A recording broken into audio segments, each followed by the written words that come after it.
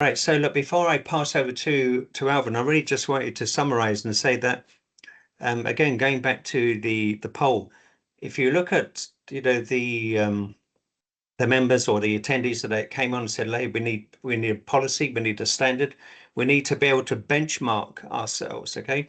And by doing that, how do we do that, right? We look at our risk assessment, and we look at our whole supply chain. And here, if I'm a manufacturer, I need to look at my upstream suppliers. Remember, when I was in China, we had our upstream suppliers were attacked with a view of attacking us. And that's why it's imperative that when you're doing your risk assessment, you should look at your upstream suppliers, and they may need some development. They may need some help in that respect. Your logistic service providers, I mean, I think most of you will probably see that as a norm, that we would already have that in place. But how many of you are actually sitting down with your security service provider and making sure all of those patches are put into place on the server? So one example, I did an audit for a large logistics company, checked their server, and my gosh, it was full of different ransomware and other types of malware, etc. So they've gone into they basically got into the server via the security service provider's login, and then they've been able to basically do everything, even watch the cameras, survey the premises, things of that nature. And again, look, they can have only done that if somebody had either broken into it or put an infected thumb drive into the machine. So it's something that you should really, really look at. And of course, look, if you can put this across your whole supply chain, sit down with your insurers and show them the efforts that you're putting into place. And obviously, with any attack, we should always be working with law enforcement to resolve it. Next slide, please. All right, so I think I've covered it. My last slide is really on the certification process, but I'm gonna hurry up for the sake of time, and because I want Minnie to really talk about that a little bit more. Joanne, on the next slide, please. And Minnie will, she's an auditor. She comes from TUV Rhineland, who've had a long relationship with TAPA. And then she will walk you through that whole audit process and the benefits of it. And remember, if you look at the cost, if you look at some of the recent attacks, even Oracle Cloud data breach, GitHub also had an attack. These are just recent ones, that occurred literally this month. If you look at those sort of attacks, if you look at the damage, the cost of certification is minor, and this is why you've got to be able to communicate that message internally and go and put a business case, before the management, why you need to roll this standard out amongst all of your suppliers, your logistics service provider, as well as your security service providers. So thank you very much from me. Enjoy the session, and I'm now going to pass you back to Samantha and to Alvin. Thank you very much. Thanks, Tony, for the opening remarks. Next, we have Alvin, Executive Director of TAPA APAC, to share with us the key components of the TAPA Cyber Security Standard. Hi, Alvin, over to you. Hi, good afternoon, everybody. So I really want to thank the whole region as well. I think besides Asia Pacific having adopted the TAPA Cyber Security Standards, the Worldwide Council decided that we make this a global standard, and right now all three regions have adopted the cybersecurity standards and launching a 2025 version. So this is really hard work, and really thanks to all three regions coming together to actually get these standards up as a global standard for TAPA. And this brings me great happiness to ensure that all our members can benefit from what we are trying to do. And really, the standard is really made by supply chain for supply chain, and you can be assured that these are actually users who really engage on a day-to-day basis in terms of the operations within the supply chain itself to make sure that the effectiveness is at its maximum. So I'm not a cybersecurity expert, so I'm not going to talk about cybersecurity as a whole in terms of specifics, but in general, it really is straightforward to the protection of computer systems, networks, and digital information, as you can see from the slide. From unauthorized access, damage, and disruptions. Of course, if you go on to the next slide, you'll see that there are three main principles that we really want to work on. And these three principles are no different from the CIA trade principles, whereby we're talking about integrity, confidentiality, and availability. So really the aim of this standard is to really safeguard digital systems and information from the supply chain, specifically from potential attacks that could compromise these three portions, which is the confidentiality part of it, and the integrity and the availability of the network. So without further ado, I'll talk about the standards in perspective. So we have 6 big major categories, and then there's 27 key requirements that I'll be walking you through. So one of the first category that I'll be talking about in terms of the CSS requirements, just to give you some sensing, this is not a training that I'm going through, but in terms of what to expect within the standards itself, the first one, as of all TAPA standards, you would realize that there is a security policy in place requirement. So there has to be a responsible party as per all requirements for cybersecurity appointment and policies as well to be in place. So this is the same, this is no different from any other of the TAPA standards, whereby the policy management portion has to be in place right from the start. Then down comes to data protection procedures and of course data classification. I'm going to jump around a little bit. I'm not going to go 1, 2, 3, 4, right? So I hope you stick with me. And data protection procedures refers to the hardware portion, which is the device's part of security, where you would see that there is requirements for encryption. There is also requirements for devices management in terms of ownership, in terms of usage. And then, of course, classification of data is important, and there has to be an internal classification, data classification policy in place. Of course, when you talk about hardware, then we have the repair management procedures, whereby if there is a third-party personnel that's going to be coming in, there has to be NDA in place with the company in place, the personnel as well.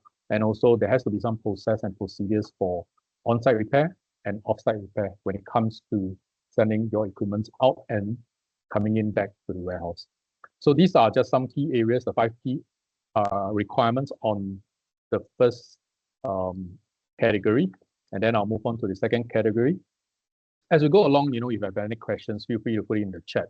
And if there's anything that I can help address, I'll be happy to address it after the presentation. So next, we will talk about the networks, remote access, and audits. So there has to be, as per all cybersecurity requirements, there is network security requirements in terms of the physical security and, of course, the wireless and secure network security. So all these are taken into consideration, and that there should be a remote access. As you know, it is very common for work from home and work from anywhere, right? So right now it's like the big thing. We do have considered the remote access portion as well, whereby there has to be risk assessment done for the access rights, the access domains, even where you'll be logging in, and of course, penetration test is also key.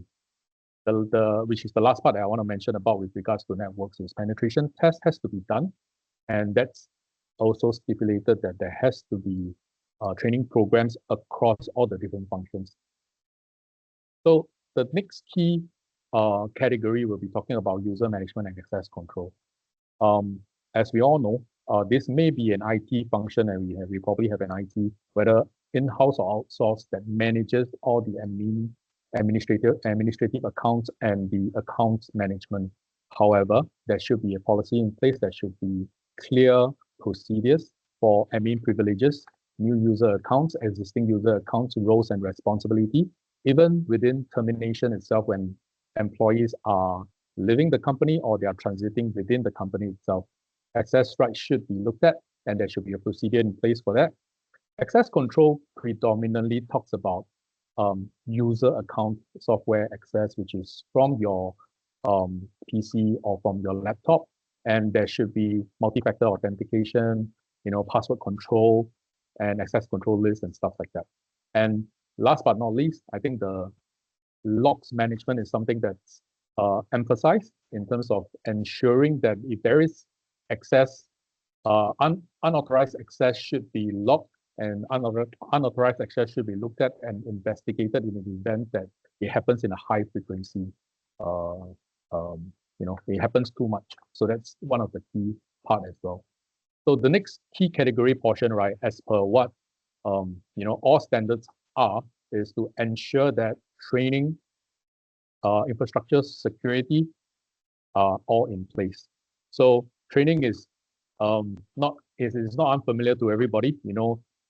In fact, all key categories of the requirements, you would realize that there are some emphasis on annual or quarterly training requirements. So all these are a training cycle that is necessary for users, and also there has to be some effectiveness in terms of how the training is being done, and some interviews to be kept as well. Of course, hardware devices like your laptops, portable devices, security, encryption, and even the encryption controls and some of the configuration management are also involved as well. Because as we go on to the next category, you will realize that we will talk a lot about, besides change management, we will also talk about business continuity and some risk assessments.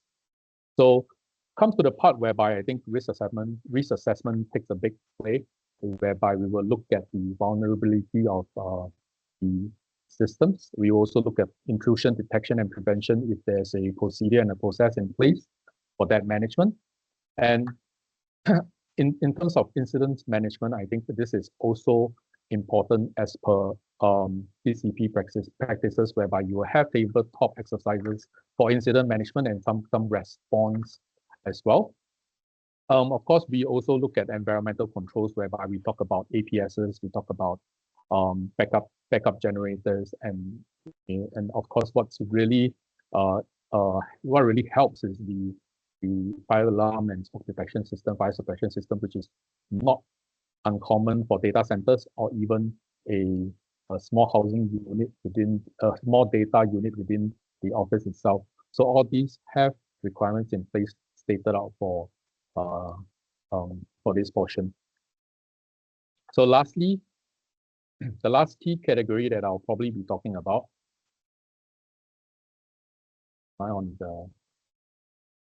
so could you move on to the next slide, please? Yep.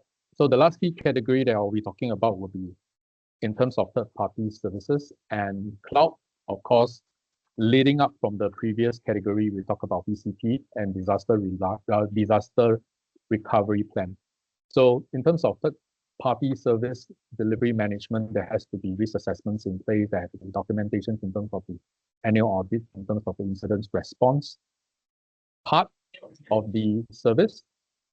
And cloud services, cloud is something that's commonly used, right, for all companies for network storages. So there are requirements set up for that, and that's taken into place, as well as disaster recovery, whether you are currently using cloud services or on-site services, which is still preferred in some of the regions.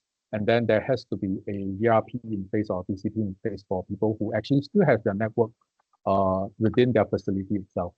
Of course, BCP and DRP are not in place without having its plan being tested, right? So there has to be a tabletop done, there has to be findings, and then using that to relook at your risk assessment and to see if there is any upkeeping or any improvement that needs to be done. So last but not least, I think backup frequency offsite storage, if you have your network system set up on site, then you need to have your offsite storage, and the documentations, processes, policies, everything will be stated in the last part of it. So as you can see, I think it's really comprehensive in that sense. It is not your FSR level A or TSR level 1 kind of a category, but this is a very, very strong and a good start for TAPA as a whole, as a global, to release this CSS standard. And I really urge everyone to jump on board. I know, we talked about CSS since 2024.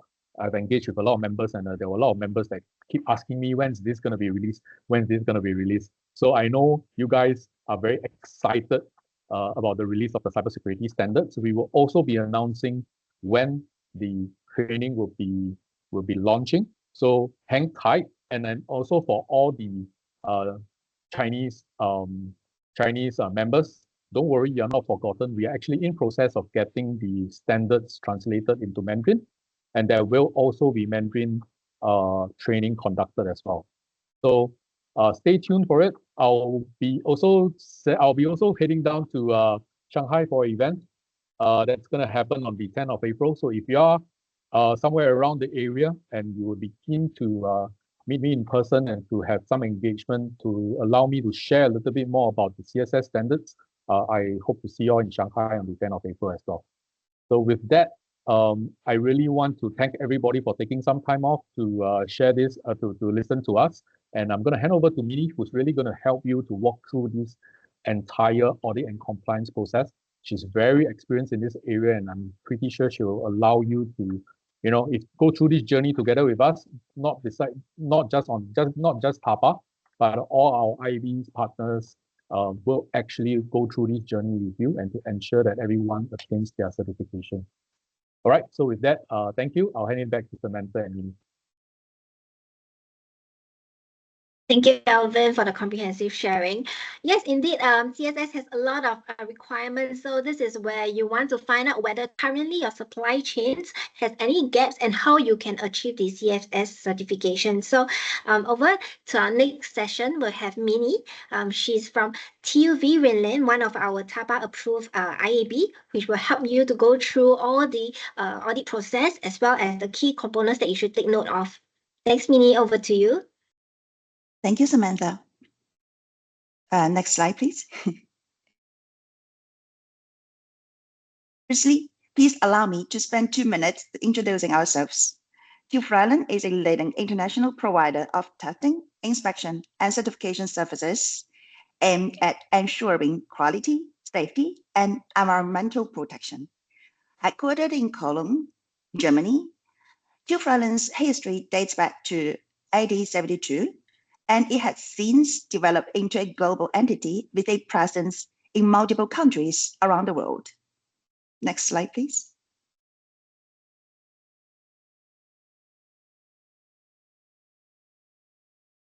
We often deal with a diverse range of products, from industrial machinery to consumer goods, and provide services in various sectors such as electronics, mobility, IT, energy, and healthcare, among others.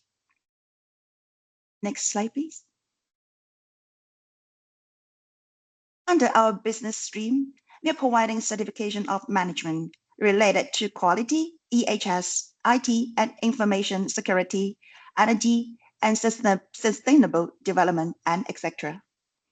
We also have great capability on customized services in scope of supply chain CSR or ESG audits and due diligence, carbon, energy and sustainable development, EHS, customized audits for service industry, e-commerce industry, and etc. Next slide, please. In this part, I will introduce the certification process, in which I will outline the steps required to reach TAPA Cyber Security Standard certification, from initial assessment to final audit, and also ongoing compliance, saying the life cycle of the certification, including annual self-audits and a full IAB audit every 3 years. Next slide, please. Maybe you are familiar with self-certification options, but self-certification option is not applicable in TAPA CSS. All certification audits must be executed by properly trained TAPA-approved independent audit bodies, saying IAB, by their authorized auditors.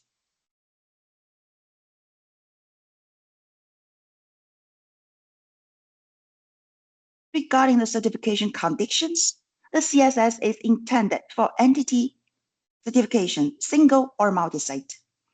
The following conditions must be met. The sites and facilities that shall be included in the certification, they must be owned or operated by the entity requesting certification. The site facilities that shall be included in the certification must be explicitly listed in the certification application and also the certificate issued by the IAB. All the sites facilities included in the certification request must use the same IT infrastructure.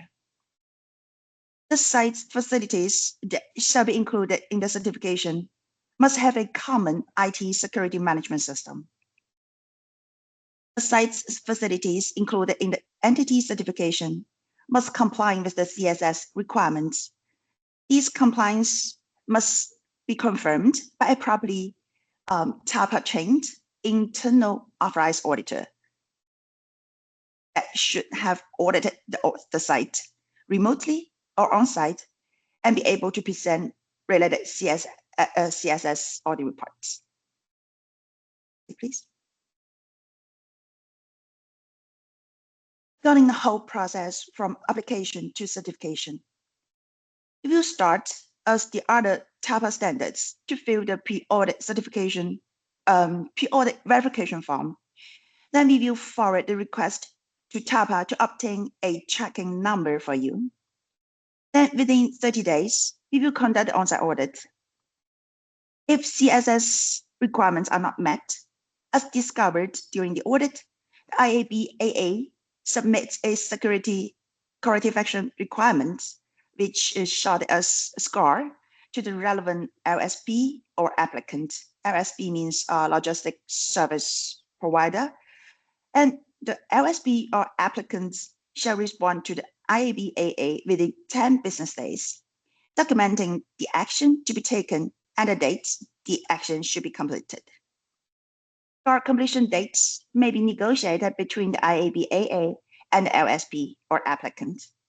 However, unless the Regional TAPA Waiver Committee approves a waiver, corrective action implementation shall not exceed 60 days from notification to the LSP or applicant. It is not necessary for the IAB AA to re-audit the facility in order to close a SCAR. Evidence of SCAR closure, such as achieving compliance, may be presented to the IAB AA in the form of written correspondence, web meetings, conference calls, photographs, etc. When we accepted the SCAR, we will send the final audit report package to TAPA for review. Once the audit result is approved, we will issue the certificate accordingly. Next slide, please. During the on-site audit, as usual, we will start with the opening meeting in which we will review the scope and agree audit plan. During the whole process, we will collect evidence through document review, interview with management and other relevant staff, and plant tour. And in the closing meeting, we will share an informal summary of the findings and results verbally. Next slide, please.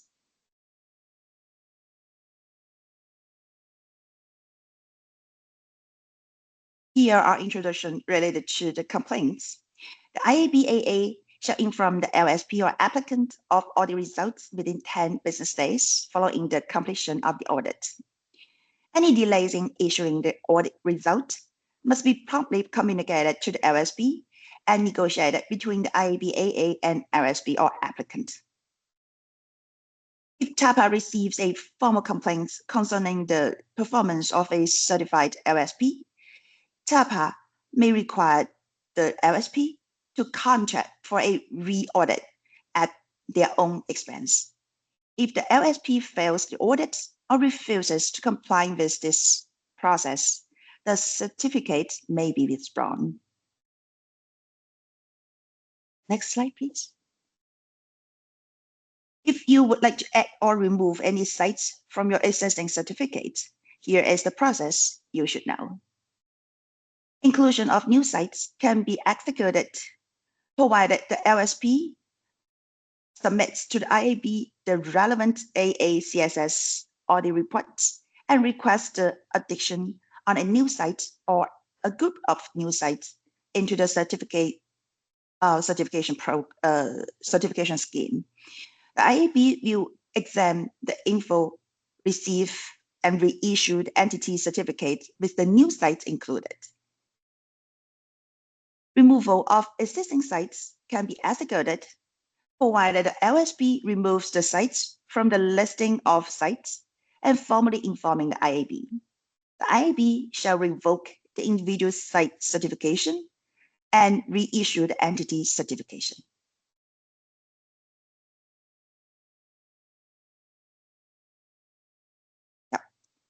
About the recertification. The TAPA CSS certificate will be valid for a period of 3 years with no extension permit. To prevent any lapse in certification, a recertification audit must be performed prior to the expiry date of current certificate. Completion of any scars must also occur within the original 60-day allotted period and prior to the current certificate's expiry date. Therefore, to assure adequate planning and preparation, it is recommended that LSP schedule the recertification audit 3 months before the current certificate expiry date. If the TAPA CSS certificate is issued within the aforementioned 3-month period, the date of the new certificate will be the expiry date of the current certification. If corrective actions are not closed prior to the expiry date, and there is no waiver granted, the certificate will expire. Next slide, please. Yeah. Then about the self-audit during the 3-year cycle. The LSP will ensure they have an internal process in place to monitor compliance. In years 2 and 3, in between formal audits conducted by an authorized auditor. Interim self-audits must be carried out by LSP's own or subcontracted AA individual, properly trained and qualified. And the self-audits shall be conducted against the CSS requirements, definitely. The AA should use the TAPA audit form and document it. The audit reports should be submitted to the IAB within 30 days of the anniversary date of the original IAB certification. Consequence of failure. If you did not follow the self-audits, it will result in suspension of the original certificate until the interim self-audit is properly completed. Gaps identified must be documented. Assign a due date for completion of corrective actions, and check to closure within 60 days as normal. Yep. Here the presentation from my side today. In this slide, you may find our contact of salesperson Robert and also our technical experts for TAPA CSS, Gatsby and Danny. Thank you. Amanda, back to you. Thank you, Minnie, and thank you to all our speakers, Tony, Alvin, and Minnie. So please join us as we right now have the Q&A session. So I also see that some of the questions that Tony have been helping us to answer the queries. I think right now we have one query from, let me see, from Frankie. And this question, actually, Frankie asked about the audit for a normal size logistics service provider. This question is for Minnie. How long will it usually take for the audit? Is it like 3 or 4 hours, or will it take longer time? So is there also a checklist for the logistics service provider? There will be a mandate table.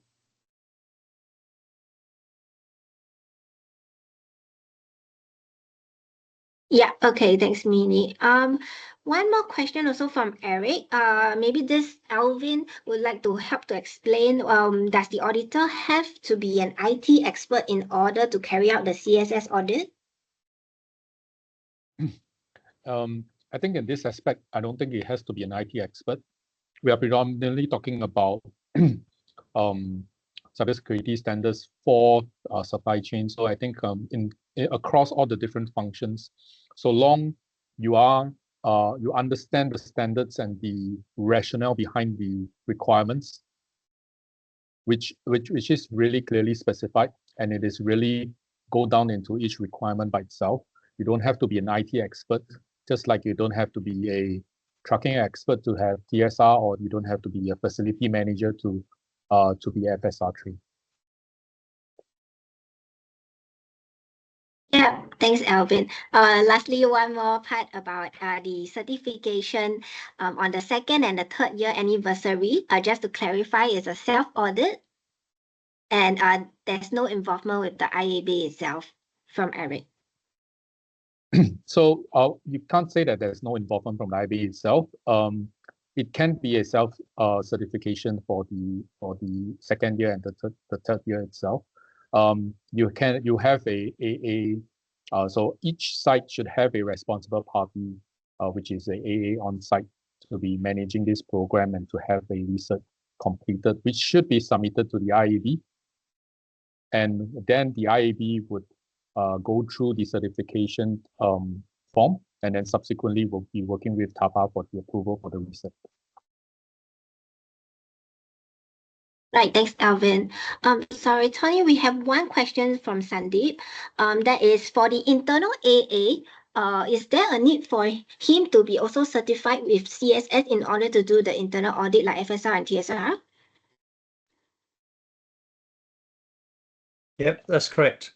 So again, that's why we'll be holding the training. As Alvin said, all of the IABs will be trained in the program, but the person managing that internally, who's doing the year 2 and year 3, also have to be trained, have to be an AA. Thanks, Tony. And back to Frankie. Frankie also asked on his question earlier on the logistics service provider audit, what are some of the actions that could be conducted from the OSP perspective, like visiting the IT server room, checking the protocols, etc.? Yes, but perhaps I can take that, and then Minnie, I'm going to pass the rest to Minnie. So Frankie, look, it's a good question, right? Because it's like the risk assessment. Where do you start and where do you finish? And if you remember what Minnie was mentioning, it's if you look at centralized IT, a lot of the logistics companies now, certainly the multinationals, have a centralized IT. So in terms of the scope, we would have to scope out what that is without it becoming, it's like the risk assessment standard. We always say, look, try and narrow the scope down, that you're not making it so big it becomes unmanageable. So Minnie, can you just talk about in terms of how you would scope this out? Yes, I think the answer is yes, because we will access such kind of, for example, the server room, the IT infrastructure, etc., to verify the security. So that's why, yeah. The answer So would Minnie, be yes. let me just ask you a quick question, which I think will help Frankie as well. So let's look at a scenario where, in Shanghai, we have our IT department in Shanghai, but let's say, for instance, the actual forwarder is having their trucks certified for a Wuhan operation. So the operation or the certification will be locally in Wuhan. So how would that work where you have Wuhan, but you have your IT head office in Shanghai? May I invite Godspeed or Danny to answer this question? Yeah, I mean, if you can, because look, I mean, I've got a couple of ideas of what that would look like, right? But from an audit perspective, you know, you can, I suppose you could look at the policies and procedures from the head office, correct? Yeah. And then you're going to look at, Frankie, then you're going to look at the sort of endpoint security processes in Wuhan. And obviously Minnie can confirm this, is whether she would need to go to the head office to order the head office process, and then complete the, you know, the sort of endpoint, or the, you know, the user element on the ground in Wuhan. So I think that comes back down to the scope of how that's scoped. Alvin, any observations there? Yep, I think it's pretty straightforward, because you just have to scope out. The scope's going to be really dependent on the actual location itself, and also just going through the requirements, because it's pretty specific, right, line by line. I think it's pretty easy to allow the IAB to scope out what needs to be done on site, and what are some of the documentation that they will require prior for the planning process. So this is I think it's really for us to take that stride in, and you know, once we have that first certification program, successful certification program, I think moving on, it's going to be a breeze. Okay, so Frankie, Yeah. if you need any other clarification, let's catch up offline on that one. But very good question. Thanks for asking it. Thanks, Tony. And we have another question from Ebang. Will the cyber enhancement part for TAPA FSR to be removed from the existing certified sites, especially for the years of self-assessment and certification, recertification in the future? So if I can just answer that question from a Worldwide Council Change Control Board, this is where we discuss with the other two regions on alignment of the standards, and you know, standards should be aligned across the globe. So certainly on that point, it has been discussed before. It was determined to leave it in until the standard was ready. Now it's ready. That will be probably taken back to the discussion table, and that point raised again. But for your current certification, you must continue the current process.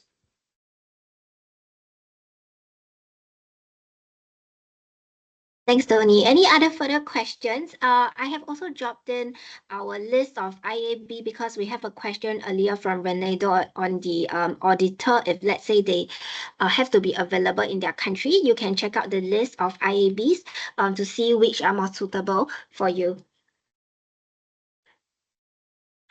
And we also have a question from NAMNT, sorry, not sure how to pronounce that, whether there's a separate training conducted by TAPA to get the CSS certification. Yes, indeed, we have. So we will be announcing shortly. Any other further questions? Yeah, Samantha, look, certainly on that note, and I'm sure Minnie and Alvin will support this. Look, as I said at the beginning, get yourselves skilled up for the future. You know, the internet, AI, IoT, it's growing every year. If you look at the growth rate on IoT, it's something like 8 or 9%. If you look at the growth on AI, it's astronomical. It's going up like the 1,000%, etc., where everyone's trying to jump on that bandwagon. So we have to skill ourselves up. You know, that's always been my message to the TAPA members: skill ourselves up, making sure that we're teaching the same sort of language. It was a good question by Eric. You don't need to be an expert to audit these processes, but one thing that you will do when you start doing it, your knowledge will increase and improve. So please get yourselves certified. The questions, remember, we're TAPA, we're not trying to trick you. All we want you to be able to do is to find the answer within the standard. So if you use the document correctly during the test, all of you will pass. Correct, Alvin? Yes, for sure. I think this is not a memory game that we are playing, right? So we are really Yeah.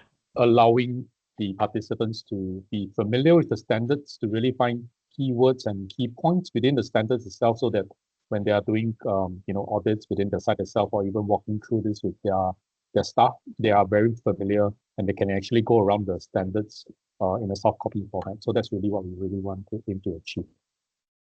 Yeah. And listen, Samantha, look, I know we're coming up on time, so can I just take Ivan's point in the chat? I don't know if everyone's following that. Ivan, it's a very good question on the multi-site certification. Again, you know what we're trying to do here in Asia. We're trying to help members be able to certify as many of their locations as possible and make that cost effective. And of course, that's where we'll be working with, Minnie and yourself to make sure the IABs are able to offer the best advice. And, we want the IABs to be able to go out and, do some of the awareness training, etc. So, they skill companies up, ready for this program and certification. So Ivan, we have Ivan's an IAB from SGS, and Ivan, just to let you know, we will be having a call for the IABs and basically talking about some of the questions that you've mentioned there. So very good. Thank you. Thanks, Tony. Thanks, Ivan, for the question, and thanks, everyone. Next, I would like to announce our first CSS training, which many of you are also asking where to get the standard. So first of all, please have yourself trained as a TAPA APAC member, and then before you can go for audit. So on the slides, if you can see right now, the first cybersecurity standard 2025 would be on the 23rd of April. So it will be a one-day online training. So please scan the QR code to register. Okay, we hope that everyone will be able to join. Of course, the first class most likely will be limited. So please hurry secure your spots first. So we have now come to the end of our webinar and the cybersecurity standard launch. So we hope that you have enjoyed today's session, and thank you for being such a wonderful audience. So if you have any questions, please feel free to reach out to us. You can see our contact details on the screen, as well as we want to give our thanks to supporting partner TUV Relane. If any queries, you can also email to robert.shen@tuv.com. And for other IABs, you can also refer to the link that I've dropped in the chat earlier. So thank you once again, and I hope to see you at our next TAPA APAC event. Thank you very much, everyone. Thank you. Hope to see everyone in training. Yeah, thank you. Take care of everyone. Cheers. Bye. Have a Bye. good day. Bye-bye.